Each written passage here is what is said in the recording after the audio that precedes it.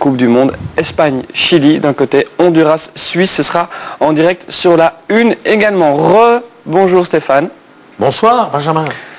Toujours bon anniversaire, je le refais. Bon anniversaire Benjamin. Je vous remercie. J'ai toujours 52 ans. 52 ans. Ok, et donc on inverse à nouveau les chiffres. Alors José. Bonsoir Benjamin. Bonsoir. Tout va bien? Très bien. Très bien. Et on a un invité ce soir, c'est monsieur Gustavo Lopez. Bonsoir. Oui, bonsoir. Ça sonne sud-américain ou espagnol? Attention, Chili ou Espagne? Et oui, vous êtes le coordinateur général de l'Union Saint-Gilloise et vous êtes chilien. Ça tombe bien. Le Chili va peut-être vivre une grande soirée de football ce soir. Et on espère, oui. Avec des chances réelles de qualification, on rappelle le classement, 6 points pour le Chili pour l'instant, 3 pour la Suisse et l'Espagne, 0 pour le Honduras. Pour l'instant, le Chili est en tête du groupe. Ouais, c'est exactement. Moi, je pense que on va faire un très très beau match, parce que c'est la philosophie des coachs là. Oui. Jusqu'à maintenant, le Chili il a fait de belles prestations, alors je pense qu'il va continuer un peu dans ces lancers-là. Un match nul suffit au Chili pour se qualifier. L'Espagne est obligée quasiment de gagner ce match contre le Chili pour se qualifier. Si vous n'étiez pas là en notre compagnie durant l'après-midi, il y a déjà eu 2 matchs de football et le Portugal et le Brésil aussi. Oui, c'est vrai. Stromae aussi, dont on a entendu une reprise, sera ici même, le 11 juillet, il va venir chanter son méga tube pour la finale de la Coupe du Monde sur notre plateau. C'est pas une bonne nouvelle ça? Et donc sur le site internet de la RTBF, vous pouvez gagner 2 places pour venir ici assister à la finale en compagnie de Stromae et le suivre la journée dans les coulisses de la RTBF. Donc bonne chance à vous si vous disputez ce concours. Messieurs, on va tout doucement parler des matchs qui nous occupent ce soir, notamment cette Espagne-Chili. Mais on fait d'abord le point avec les chiffres de ce groupe H.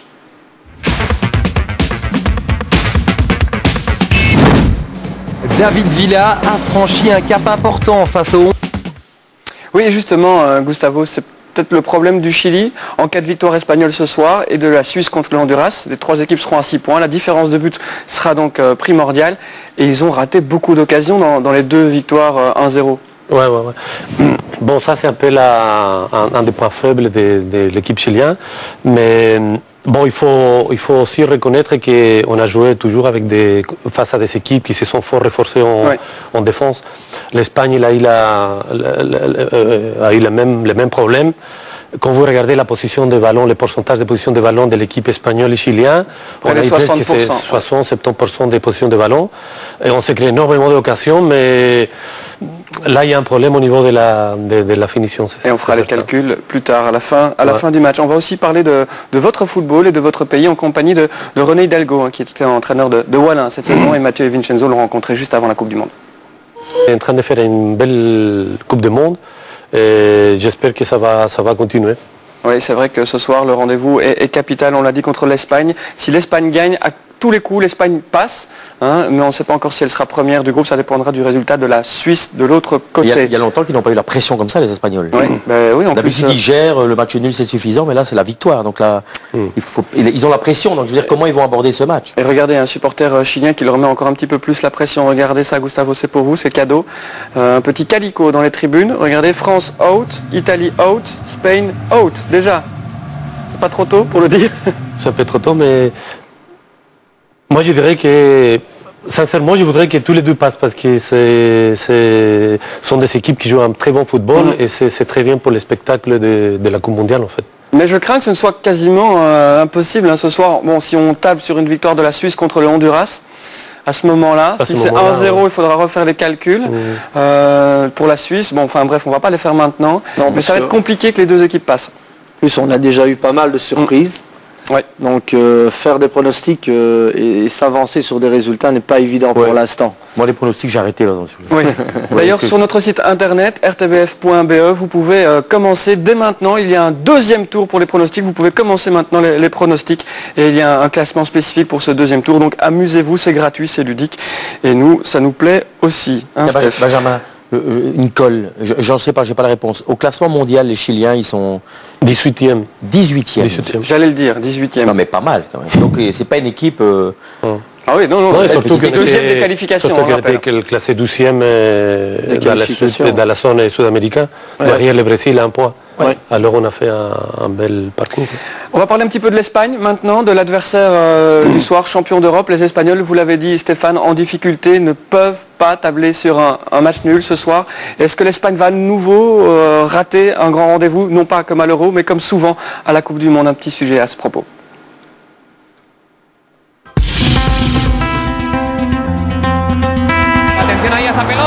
C'est pas mal, hein, une déclaration peut-être Stéphane là. Habla espagnol? Un poquito. Congas. Voilà, maintenant bien, on va tout doucement rejoindre le stade. Vous le sentez bien là, ce match là pour le Chili?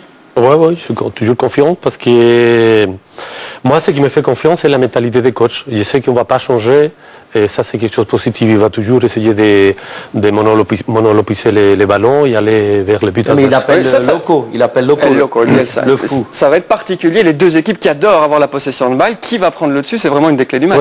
Oui, je pense qu'elles aiment toutes les deux aller de l'avant. Je dirais que le Chili calcule un peu moins que l'Espagne encore, même si l'Espagne est une équipe qui aime la possession, mais elle aime aller de l'avant aussi, mais je pense que le Chili, mais maintenant ils sont dans position de force, donc il faut voir comment ils vont s'adapter l'un à l'autre. José, votre gros plan sera Xavi, Stéphane, votre gros plan sera du côté chilien Vidal, et nous on rejoint Rodrigo Benkens pour vous commenter ce match, le dernier qu'il commande tout seul, je pense Rodrigo, car Marco Wilmots arrive là-bas du côté de l'Afrique du Sud à partir des huitièmes de finale. N'oubliez pas que sur la une, en même temps, vous pouvez suivre la rencontre Suisse-Honduras, également en direct avec Franck Peterken au commentaire. Bonsoir Rodrigo. Bonsoir, bienvenue à Pretoria, la capitale administrative de l'Afrique du Sud, où va se dérouler ce choc, c'est vrai, entre la Roja de l'Amérique du Sud et la Roja européenne. C'est probablement l'équipe qui a proposé le meilleur football. Dans cette zone-là, il n'y a pas lieu d'intervenir. Ouais, ça coûte cher pour une action du gardien qui ne rapporte finalement pas énormément. Si le ballon va en touche, bon voilà, mais on l'a dit, il n'y avait pas vraiment occasion, hein, Steph. D'accord. D'abord, il n'est même pas encore dangereux. Il n'avait pas pris le pas sur son défenseur. Et puis bon, c'était 0-0. Donc je veux dire, moi je pense que le gardien là, il coûte le match. Je veux dire, parce que à ce moment-là, ils ont commencé les Chiliens à partir en vrille. Il a quelle réputation le gardien? Bravo. Non, c'est un très bon gardien. Moi je pense que là il était trop confiant parce que c'est un gardien il a un très bon jeu au pied. Alors je pense qu'il voulait la dégager. La dégager. À mon avis, il a mal jugé la trajectoire. Dans ce premier but, là, un problème que je vois, Bielsa il a fait quelque chose dans sa disposition tactique. Il a mis Medel back droit pour contrer Villa qui c'est le meilleur attaquant alors que Medel c'est le meilleur défenseur. Ça c'est excellent. Dans ce but-là, on voit que Medel il est presque à côté de Valdivia suite à la perte de balle là. Et c'est là qu'il vient le contre et Villa il est tout seul. Mais est-ce qu'ils n'étaient pas tout simplement trop nerveux, ils n'avaient pas supporté la pression? Trop plein d'enthousiasme. On va voir ça avec les cartes, notamment l'exclusion. On va d'abord revoir le deuxième but. Messieurs, le but d'Iniesta. C'est bête hein, comme perte de balle à nouveau, hein. C'est dans le jeu neutre. Hein. Ouais. Et là vous voyez par exemple le bas gauche qu'il est tout à fait écarté là-bas presque à la ligne médiane. Et après on a... C'est aussi que quand Villa entre en possession de balle, on a peur, on n'ose pas l'attaquer parce qu'il s'est driblé à gauche, à droite, et s'il ne dribble pas, il fait la passe. Mais donc voilà, ça c'est la classe individuelle aussi qui fait la différence. Ils sont trois. Oui.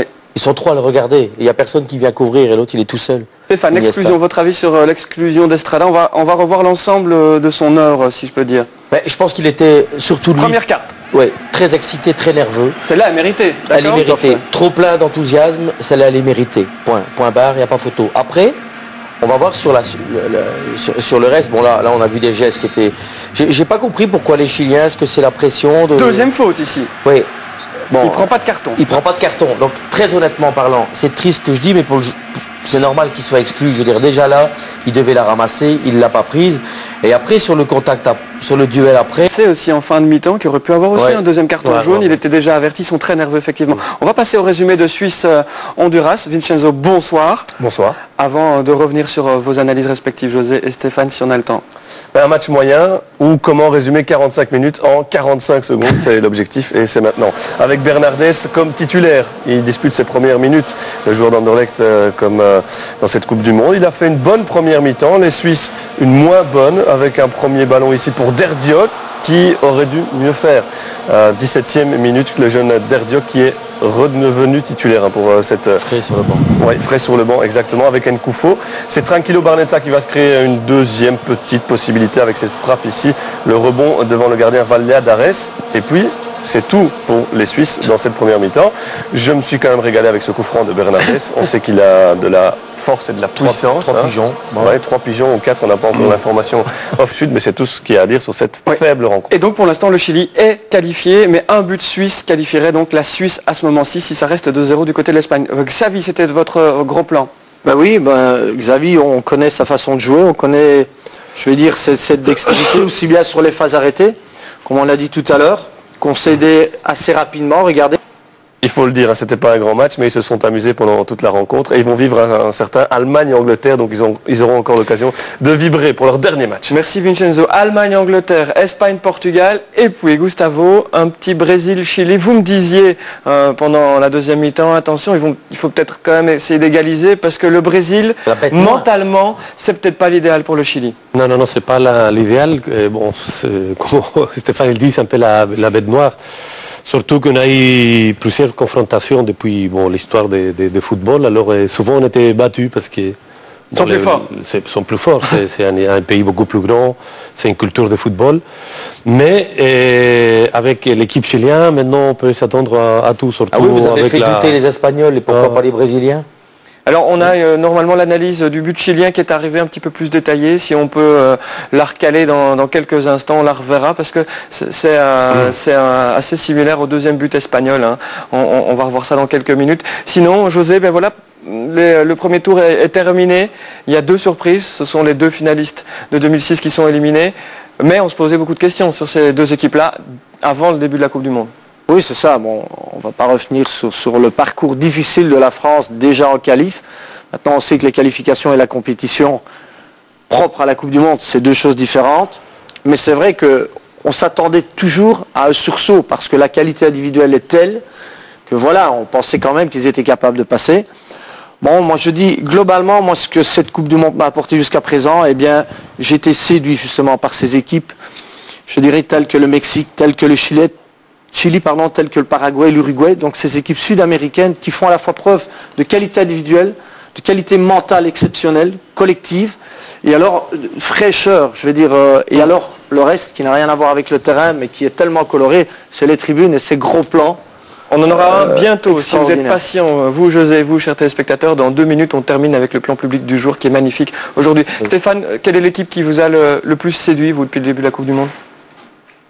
C'est vrai que j'en suis supporter, mais pas supporter acharné. Je trouve que l'Argentine m'a montré de très bonnes choses. Je suis assez séduit par l'Uruguay. Ouais, les équipes sud-américaines m'ont fait rêver. Les Espagnols, je trouve que c'est une belle équipe. Et d'ailleurs, Benjamin, je voulais vous dire, si vous permettez, vous savez que... Vous avez du mal à choisir, là, non, Stéphane, aujourd'hui. L'Argentine, je pense qu'ils veulent champion du monde, mais parce que les Brésiliens aussi ont été beaux. Vous savez, votre spécialité, vous, c'est un peu le vin. Le vin chilien. Ah oui, le vin chilien. Le vin chilien.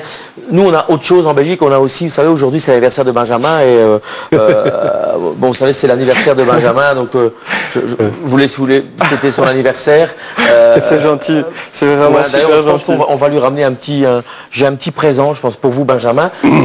33 ans, l'âge du Christ, Benjamin, hein, c'est ça. Je ne vais pas rester 25 ans. C'est une bonne nouvelle. Je vais pas rester 25 ans avec ma bougie, mais si on veut me ramener le gâteau, il est là, quand même. Oh, qu'il est beau. Un petit gâteau pour vous, Benjamin, et je vous dis un bon anniversaire. C'est gentil. Voilà. Merci. Voilà. Happy birthday to you. Voilà, Benjamin. Merci Stéphane. Bon, je vais souffler la bougie. Hein. Qui va gagner la Coupe du Monde? Oui. Moi, j'ai toujours dit le Brésil, je ne vais pas changer d'avis. Bon, d'accord, allez, comme ça c'est fait. Et voilà, hein, merci les gars, c'est super sympa. On le mangera dans quelques minutes. On va rendre l'antenne plus vite, comme ça on pourra le manger plus vite. Juste, on va revoir le but, hein, je l'avais annoncé, on va quand même le revoir, le but du Chili. Mais José, vous aimez bien les analyser, hein, ces buts-là avec... Oui, mais encore une fois, c'est une belle action. On trouve d'abord le joueur en position centrale. Voilà. Regardez la densité des joueurs espagnols malgré tout, et un joueur est venu se déplacer justement dans le dos. C'est la passe ici qui fait tout entre les 2 joueurs. La remise est magnifique aussi. De nouveau une situation où on retrouve le buteur aux alentours des 16 mètres, comme souvent dans cette compétition. Voilà, il a un peu de chance parce que le ballon est dévié, mais quand on n'essaye pas, on est sûr de ne pas marquer. Et lui, il a au moins le mérite de prendre sa chance. Et la construction est très belle, comme ils nous ont habitués, c'est-à-dire par un jeu au sol, un jeu dans les pieds, un jeu fait de mouvement et de démarquage. Avec à nouveau l'espace qu'on laisse aux joueurs et on suit tous le ballon qui va de l'autre côté, du côté des défenseurs espagnols. Bon ben voilà, 8e de finale contre le Brésil. Vous y croyez? Parce que Bielsa maintenant a insufflé ça à tous ses compatriotes, enfin non, en tout cas à tous les supporters du